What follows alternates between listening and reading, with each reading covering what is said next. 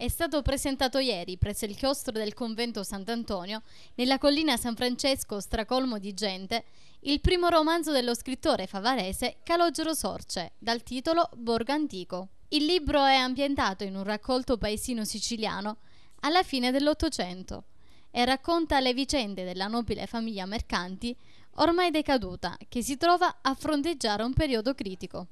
La precaria condizione economica non permette a Don Antonio di far fronte alle quotidiane necessità dei suoi cari e soprattutto gli vieta di disporre del denaro da destinare alla dote delle 3 figlie, la bella Epifania, la remissiva Vincenza e la piccola Marianna. Le 3 giovani e il loro fratello Pietro dovranno trovare la loro strada in un mondo nel quale troppo spesso si è costretti a perdere di vista la propria volontà individuale, impediti da bisogni più forti e più grandi. Ed è proprio di questo che tratta Borgo Antico, di uomini e donne trascinati da un destino che si impone su di loro come un'inappellabile sentenza. Nel panorama dell'arida e ardente Sicilia del Nord, queste vite si intrecciano, si fondono e ci incantano avvincenti e affascinanti come una fiaba senza tempo. Cosa vuol dire scrivere per una casa importante come quella di Albatros? Sicuramente è un grande onore per me essere stato scelto innanzitutto.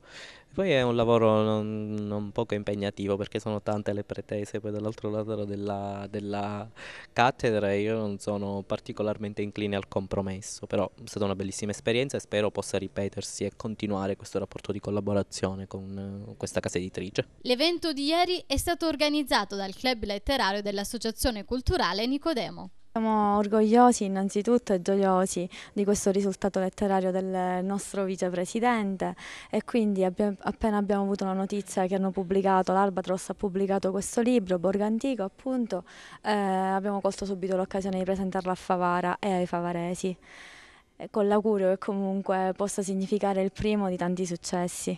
Presente anche il dirigente alla cultura del comune di Favara, dottor Michele Sorce, in doppia veste di rappresentante dell'ente e padre dell'autore. Ovviamente mi rende orgoglioso perché effettivamente quando uno lascia una traccia indelebile per i figli già vuol dire questo di avere seminato e di aver dato un contributo alla crescita culturale. E questo non può essere che un auspicio in positivo perché ecco, mio figlio possa realmente realizzare magari quei sogni che io avevo e che non ho avuto la possibilità di fare, quello di scrivere e quindi portare proprio nel mondo una nuova parola, un nuovo invito e anche un nuovo messaggio culturale.